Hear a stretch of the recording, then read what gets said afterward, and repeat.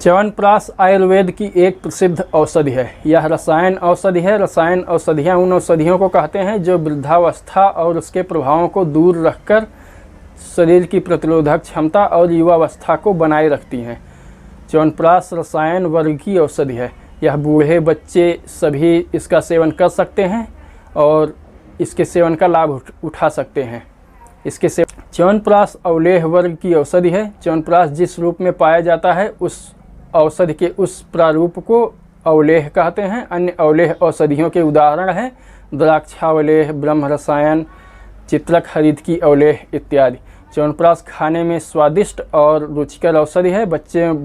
बच्चे इसे बहुत रुचिपूर्वक खाते हैं। बाजार में मिलने वाले तमाम या विज्ञापनों पर दिखाए जाने वाले तमाम बच्चों के लिए हेल्थ या फिर वृद्धि इत्यादि के प्रोडक्ट्स या उत्पादों के मुकाबले यह च्यवनप्राश बहुत ही गुणकारी होता है और बेजोड़ लाभ करने वाला है। बच्चों को अवश्य इसका सेवन करना चाहिए। कहते हैं च्यवनप्राश देवताओं के द्वारा बताई गई औषधि है। यह देवताओं के चिकित्सक अश्विनी कुमारों के द्वारा मनुष्यों को प्राप्त हुई थी और इसने महर्षि च्यवन, जिनके नाम पर इस औषधि का नाम पड़ा है क्योंकि यह सबसे पहले उन्हीं को सेवन कराई गई थी। महर्षि च्यवन को इस औषधि ने उनकी वृद्धावस्था को दूर करके पुनः यौवन प्रदान किया था, उन्हें पुनः नवयुवक बना दिया था और वे अश्विनी कुमारों जैसे सुंदर और तेजस्वी हो गए थे। तो आज हम इस औषधि च्यवनप्राश के अस्तित्व में आने की बात करेंगे, अस्तित्व में आने की कहानी को जानेंगे। बहुत समय पहले की बात है। महाराजा सरियात के राज्य के बाहर के जंगलों में महर्षि च्यवन का आश्रम था। वे वहाँ पर तपस्यारत थे। एक बार वे तपस्या में लीन हो गए और फिर महीनों, दिन और वर्षों बीतते चले गए। उनके शरीर पर चींटियों ने बाबी का निर्माण कर लिया। उनका शरीर चींटियों की बड़ी सी बाबी प्रतीत होने लगा। दूर से केवल उनकी 2 आँखें बाहर दिखाई पड़ती थीं जो उनके तपस्या के तेज से बहुत ही मनोहारी रंगों में चमका करती थी। बहुत ही मनोहारी रोशनी उनसे निकला करती थी। महाराजा सरियात की अनेक पुत्रियां थीं। उनमें वे राजकुमारी सुकन्या को सर्वाधिक प्रेम किया करते थे। एक बार सुकन्या ने उनसे जंगल में विहार के लिए जाने की अनुमति मांगी, जिससे प्रसन्न होकर महाराजा सरियात ने सहर्ष उनको स्वीकृति प्रदान कर दी और अपने रथ पर सवार होकर उनको अपने साथ लेकर लाव लश्कर के साथ जंगल में जा पहुँचे और वहाँ पर उन्होंने अपना तंबू लगाया, वहाँ पर उन्होंने अपना डेरा जमा लिया।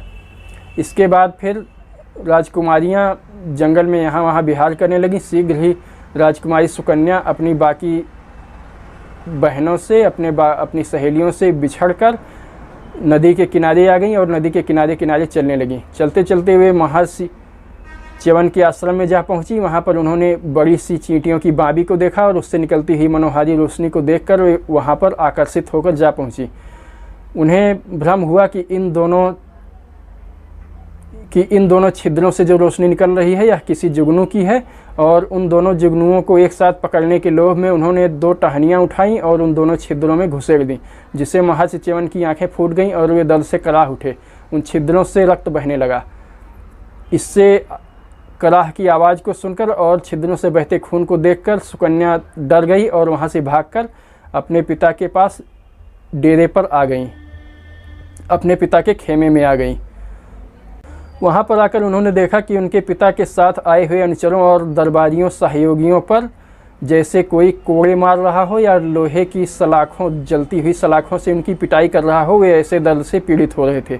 तुरंत महाराजा ने समझा उन पर कोई दैवीय विपदा आई हुई है और तुरंत अपने लाव लश्कर को साथ लेकर वापस राजमहल लौट गए। राजमहल पहुंचकर उन्होंने ज्योतिषियों और अपने राजगुरु से इस पर मंत्रणा की तो उन्होंने बताया कि आपके लश्कर में से या आपके दल में से किसी ने महर्षि च्यवन की तपस्या को भंग कर दिया है और उन्हें चोट पहुंचाया है, जिससे हम सब की ऐसी दुर्दशा हो रही है। महाराज तत्काल अपने कुछ सैनिकों और अनुचरों को साथ लेकर महर्षि च्यवन के आश्रम के लिए निकलने को तत्पर हो उठे। तभी सुकन्या वहां आई और उन्होंने डरते डरते पूरी बात अपने पिताजी को कह सुनाई।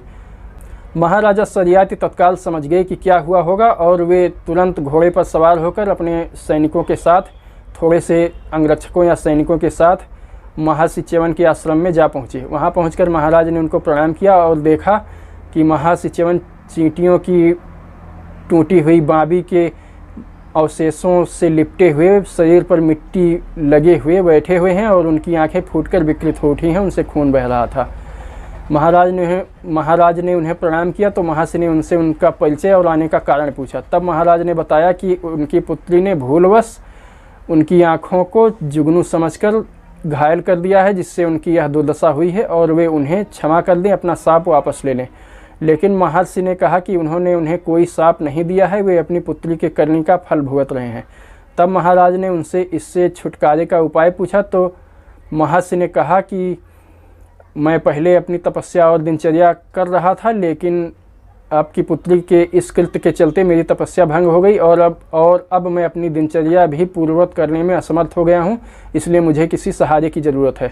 महाराज ने उनको कहा कि मैं आपको 1000 अनुचर दूंगा जो आपकी सेवा शुश्रूषा करेंगे और आपकी तपस्या में भी सहयोग करेंगे। इस पर महर्षि ने कहा कि 1000 अनुचरों के आने से उनका एकांत प्रभावित होगा और उनकी तपस्या भंग हो जाएगी। इस पर महाराज ने उपाय पूछा तो फिर महर्षि ने कहा कि जिसने उनकी यह दुर्दशा की है वही उन्हें चाहिए, यही उनका दंड होगा और यही उनके संकट के निवारण का कारण भी बनेगा। महाराज चुप हो गए और दुखी मन से महल को वापस लौट आए। वापस आने पर सुकन्या महाराज के पास गई तो काफ़ी ज़्यादा पूछने पर महाराज ने सारी बात सुकन्या को कह सुनाई। सुकन्या ने तत्काल दरबार में उपस्थित होकर माँ दुर्गा का ध्यान करके और कहा कि अगर मैं मन क्रम वचन से महर्षि च्यवन से विवाह करना चाहती हूँ और यह बात सत्य है तो फिर मेरे पिता के दरबारियों पर आया हुआ यह संकट तत्काल दूर हो जाए। उसके ऐसा कहते ही राज दरबारियों पर जो कोड़े से मारे जाने जैसी पीड़ा या फिर लोहे की सलाखों से पीटे जाने जैसी पीड़ा हो रही थी तत्काल दूर हो गई। सभी लोग उसकी जय जयकार कर उठे। इसके बाद महाराज के पास कोई चारा नहीं था। उन्होंने सुकन्या को लाकर पूरे विधि विधान से महर्षि च्यवन से उसका ब्याह कर दिया। उन्होंने महर्षि च्यवन को ढेर सारे सोने चांदी और बहुत सारे उपहार देने का प्रयास किया, लेकिन महर्षि च्यवन ने यह कहकर वापस कर दिया कि एक सन्यासी के जीवन के लिए यह उपयुक्त नहीं है और उसके जीवन में यह खलल ही डालेंगे। तब सुकन्या ने भी अपने सभी गहने राजसी वस्त्र वापस कर दिए और कहा कि मैं भी अब एक सन्यासी के जीवन को उचित लगने वाला व्यवहार करूंगी और वैसे ही वस्त्र आभूषण धारण करूंगी, वैसे ही वस्त्र पहनूंगी। इन आभूषणों का अब मेरे जीवन में कोई स्थान नहीं है। इसके बाद दुखी मन से महाराज वापस लौट आए। इसके बाद सुकन्या महर्षि च्यवन के साथ रहने लगी और वह उनकी सेवा शुश्रूषा करती थी और उनके यज्ञादि कर्मों में उनकी सहायता करती थी और उनकी तपस्या में उनकी सहायता किया करती थी। ऐसे ही वर्षों बीत गए, लेकिन महर्षि च्यवन भी सुकन्या के त्याग और उसकी सेवा भाव और उसके सतीत्व को देखकर बहुत प्रभावित हुए और मन ही मन उनके मन में यह पीड़ा सालती रहती थी कि उन्होंने उसके द्वारा किए गए भूलवश किए गए अपराध के लिए उसे बहुत कठोर दंड दिया है और उस जैसी सुंदर नवयुवती को अपने जैसे अंधे और वृद्ध से ब्याह करके उसके साथ अन्याय किया है। यह बात उन्हें मन ही मन सालती रहती थी। एक दिन जब सुकन्या नदी से स्नान करके लौट रही थी तो वहाँ पर उसकी मुलाकात जंगल में भ्रमण करते हुए अश्विनी कुमारों से हुई। वे देवताओं के चिकित्सक थे। उन्होंने सुकन्या का परिचय पूछा और कहा कि क्या आप देवी हैं या मनुष्य हैं या कोई अप्सरा हैं। तो सुकन्या ने उन्हें अपना परिचय दिया और कहा कि वह महर्षि च्यवन की पत्नी और महाराजा सरियाति की पुत्री है। इस पर अश्विनी कुमार महाराजा सरियाति का उपहास उड़ाने लगे, उनका अपमान करने लगे कि कैसा दुष्ट राजा है जिसने अपनी सुंदर नवयुवती पुत्री का ब्याह अंधे और बूढ़े सन्यासी से कर दिया है। तब सुकन्या क्रुद्ध हो उठी और उसने उनको शाप देने का निश्चय किया। इससे भयभीत होकर देवताओं के चिकित्सकों ने सुकन्या से कहा कि वे उसके पति का अंधत्व ठीक कर देंगे और अगर वह उन्हें शाप ना दे तो वे उनका यौवन पुनः लौटा देंगे, उनका वृद्धावस्था दूर करके उनको पुनः युवा बना देंगे। सुकन्या इस पर राजी हो गई और उसने उनको शाप ना देने का निश्चय किया। लेकिन उन अश्विनी कुमारों ने एक शर्त रखी कि उनका नवयौवन जब प्रदान करेंगे महर्षि च्यवन को नवयौवन प्रदान करेंगे तो वे एकदम अश्विनी कुमारों के जैसे ही युवा और सुंदर हो जाएंगे और इसके बाद वे उनसे अलग पहचाने नहीं जा सकेंगे। तो सुकन्या को उन तीनों में से अपने पति को पहचानना होगा, अन्यथा वह जिसे भी अपने पति के रूप में पहचानेगी उसी से उसको फिर विवाह करना होगा। सुकन्या आश्रम को वापस लौटी और महर्षि च्यवन को सारी बात बताकर उनसे आज्ञा मांगी इस परीक्षा के लिए। महर्षि च्यवन बड़े प्रसन्न हुए और उन्होंने सुकन्या को आशीर्वाद देते हुए कहा कि तुम सभी परीक्षाओं में उत्तीर्ण रहोगी। सुकन्या महर्षि च्यवन को लेकर अश्विनी कुमारों के पास आई और अश्विनी कुमारों ने महर्षि च्यवन को एक प्रास का निर्माण किया और उनको इसका सेवन कराया, जो आज च्यवनप्राश के नाम से प्रसिद्ध है और घर घर में आयुर्वेद के रूप में भारत के घर घर में इसी से परिचय है। आयुर्वेद के रूप में भारतीय जनता का परिचय च्यवनप्राश नामक इस औषधि से ही है और यह पूरे भारत में घर घर में पहचानी जाने वाली और उपयोग की जाने वाली औषधि है। महर्षि च्यवन को अश्विनी कुमारों ने इस च्यवनप्राश का सेवन कराया और उनको लेकर नदी में पानी में चले गए। कमर भर पानी में जाकर खड़े हो गए और उन्होंने कुछ अपनी चिकित्सीय क्रियाएं की। इसके बाद फिर पानी में तीनों डुबकी लगा गए। काफ़ी देर हो जाने के बाद भी जब ये बाहर नहीं निकले तो सुकन्या को आश्चर्य होने लगा और फिर इसके कुछ देर बाद ही तीनों बाहर निकले। लेकिन अब वहाँ पर 3 अश्विनी कुमार दिखाई दे रहे थे। अश्विनी कुमारों जैसे ही 3 सुंदर नवयुवा दिखाई दे रहे थे और तीनों ही सुकन्या का पति होने का दावा कर रहे थे। अब सुकन्या चकित रह गई। वह उन तीनों में से अपने पति को पहचान पाने में असमर्थ थी। वह पहचान नहीं पा रही थी कि असली में महर्षि च्यवन कौन है। वह तीनों एकदम एक ही तरह के दिखाई दे रहे थे। तब उसने माँ दुर्गा का ध्यान किया और उनसे सहायता मांगी। माँ दुर्गा ने कहा कि ध्यान से देखो, केवल मर्त्य मनुष्यों की ही पलकें झपकती हैं, देवताओं की नहीं। यह सुनकर जब सुकन्या ने उन तीनों को ध्यान से देखा तो बीच में खड़े नवयुवक की ही पलकें झपक रही थीं, बाकी अन्य दोनों की नहीं। इस पर उसने उनको अपने पति च्यवन के रूप में पहचान लिया। इस पर तीनों बाहर निकले और अश्विनी कुमार अत्यंत प्रसन्न हुए। उन दोनों ने सुकन्या को आशीर्वाद दिया और उसके सतीत्व की प्रशंसा करते हुए अपने देवलोक को चले गए। इसके बाद महर्षि च्यवन ने भी सुकन्या को आशीर्वाद दिया और कहा कि जब तक संसार है, जब तक पर्वत और नदियाँ सब स्थिर हैं, मनुष्य जाति जब तक है, तब तक सुकन्या सती के रूप में संसार में प्रसिद्ध रहेगी और यह स्त्रियों के लिए एक आदर्श के रूप में स्थापित रहेगी। इसके बाद महर्षि च्यवन खुशी खुशी सुकन्या के साथ अपने आश्रम में आ गए। इस घटना के बाद सुकन्या और महर्षि च्यवन की ख्याति पूरे संसार में फैल गई और दिग्दिगंत में उनकी जय जयकार होने लगी। फिर कुछ दिनों के बाद महाराजा सरियाती अपने परिवार के साथ उनसे मिलने आए और उनकी खूब प्रशंसा की और फिर अपनी पुत्री और फिर उनके पति के सुखी दाम्पत्य जीवन का आशीर्वाद देते हुए दोनों वापस लौट गए।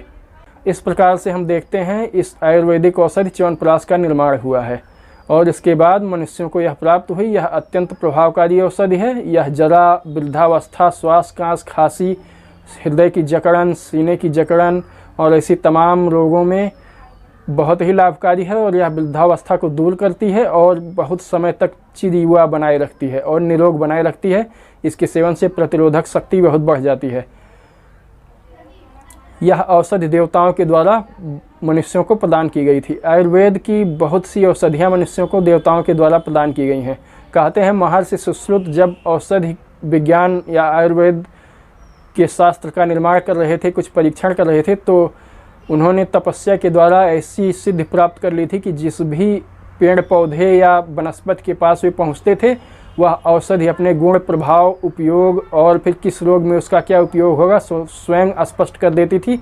उसके सारे गुणधर्म उनके सामने स्वतः अपने आप ही प्रकट हो जाते थे। इस तरह से अपने जीवन काल में उन्होंने जितनी औषधियों के बारे में विवरण लिखा है, उतनी औषधियों के बारे में विवरण लिखने में सैकड़ों साल लग जाएंगे और इसके बाद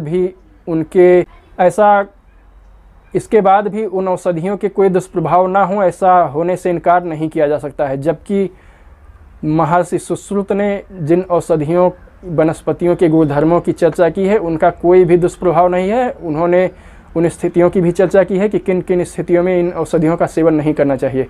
इसी तरह से इस बहुत उपयोगी औषधि च्यवनप्राश का भी कुछ स्थितियों में सेवन नहीं करना चाहिए। अगर किसी को रात को बार बार बाथरूम या पेशाब की शिकायत हो या फिर पेट संबंधी कोई समस्या हो तो इन स्थितियों में इसका सेवन नहीं करना चाहिए।